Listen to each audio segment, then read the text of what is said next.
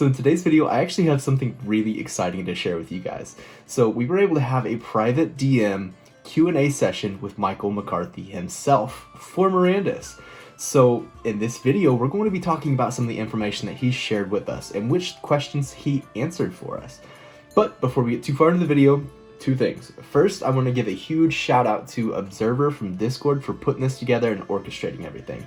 He's the one that actually DM'd McCarthy and got all the questions answered. So dude, thank you so much. You rock. And second, if you haven't met me yet, my name's Jake and I make content all about Mirandus. So if you like Mirandus and you'd like to see more of it, then hit that subscribe button. I'd love to see you around again. If not, then I guess peace and thanks for stopping by. But without further ado, let's get into this juicy Q&A sesh. So how this is going to work is I'm going to read off the question and then I'm going to read word for word what McCarthy said, and then we can kind of discuss the answer right afterwards. So the first question asked is, can we get a Q&A session with a game economist? And here's McCarthy's response. For the game economy, let's do this towards the end of the year. We have the concept, but I need to deepen it within our new lead system designer and then model it out. So that means they have the concept already for it, but but McCarthy hasn't actually cleared it with the people who have the final say. Well, McCarthy may have the final say. I don't know how that works, but the game economist is going to be the one that actually makes sure that everything works out.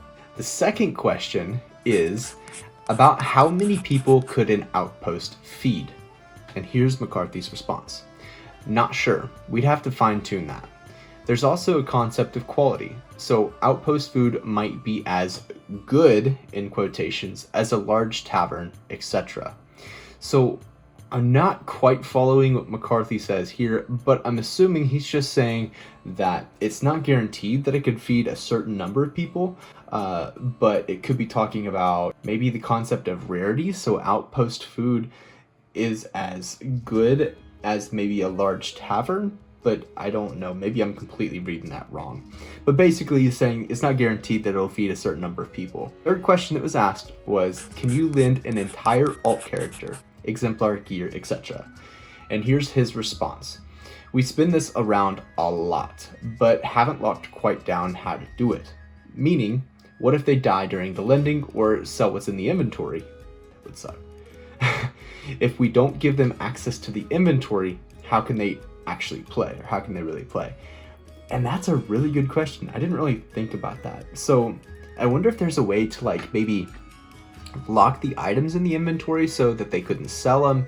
And then someone mentioned this in the Discord one time, I think it'd be really cool if there was like an insurance program or insurance plan when you rent exemplars. So say for example, I rent an exemplar and I have to pay a flat fee to the owner to make sure that the owner is covered in the case of the exemplar dying. Then you run the chance of renting to someone who's just salty and just kills your exemplar over and over and over. So yeah, that's kind of hard. I didn't really think about that, but that's a super solid point.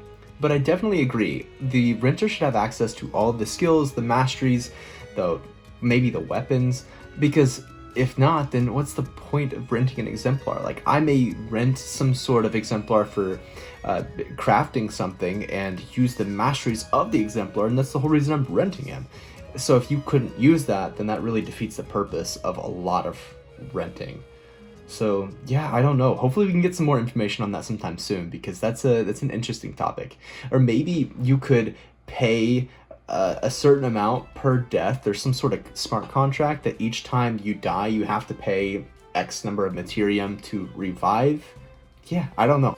And here's the fourth question. How will we go ashore without a dock the first time we arrive at a new land? What could be loaded/unloaded from a boat without the dock? And here's this response. We will have small docks as initial landing places, basic places to park the first boat or two until someone builds something better. So that's actually a super solid question and a good answer. That makes sense though. It'd be kind of cool if there were maybe abandoned docks at certain places that allows you to park the first boat or two, that maybe you could find some materium just chilling because that's the first time someone's been there. I don't know. I think that's kind of cool. That was a good question. Here's question number 5. Will we be able to craft exclusive items like a discount card for preferred customers? that's a super solid question. I feel like that'll be really widely used if that was a thing, especially for guilds. And his response was, haven't thought about discount cards. Exclusive items, that will be a natural yes. Crafting requires a recipe, which we will NFT.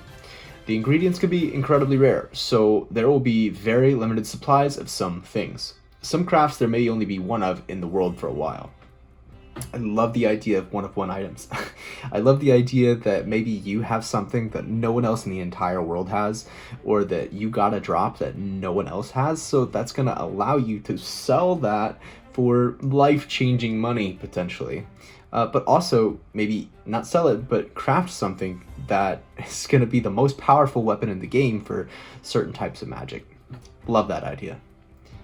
The next question is, when choosing a spot for your deed, would you be wandering into the world, exploring blindly, looking for a spot to place your deed?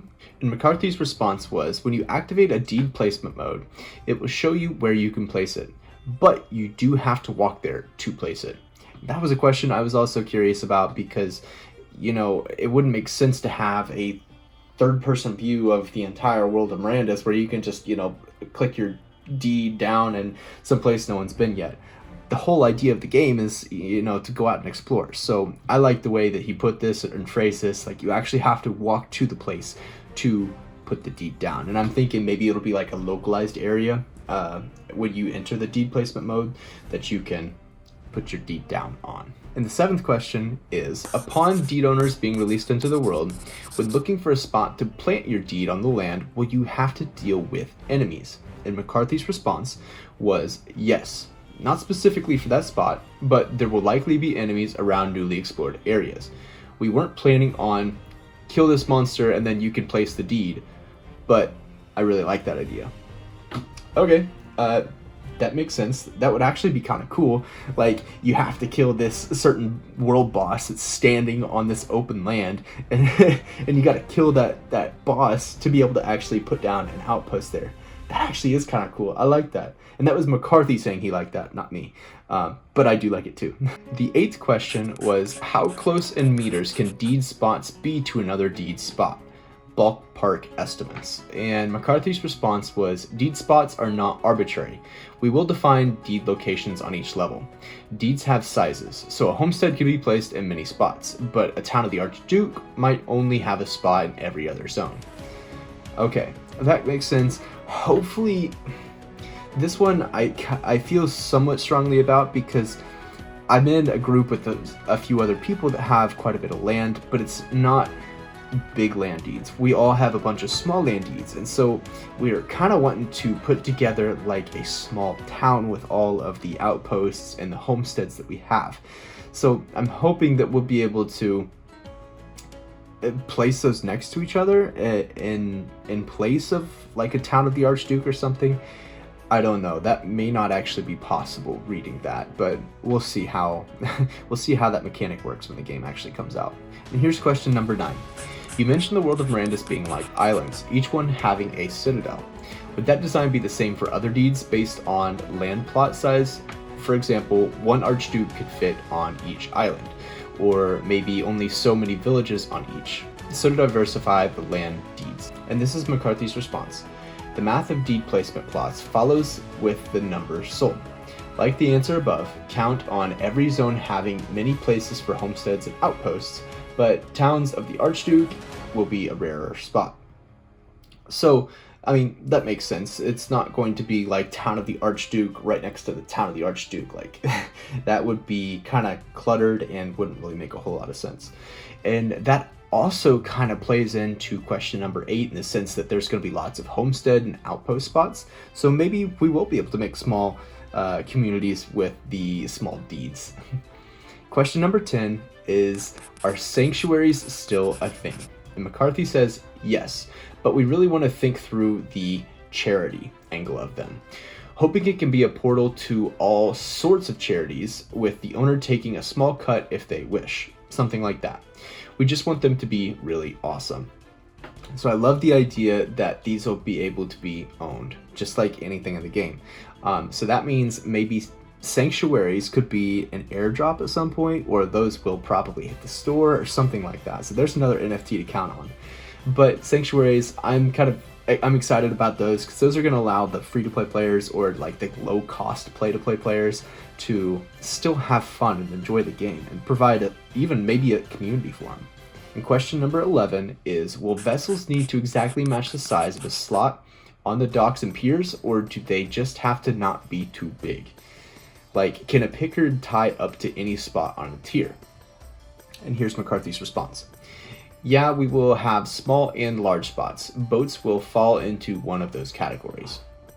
Makes sense. So that more than likely means there will be a certain number of small plots and a certain number of big plots that maybe Pickards could fit in small spots, and then like hoys or something like that could only fit in the big spots. And hopefully the Pickards wouldn't take up the big plots or the big spots, so that the maybe the hoy owners would get upset about that.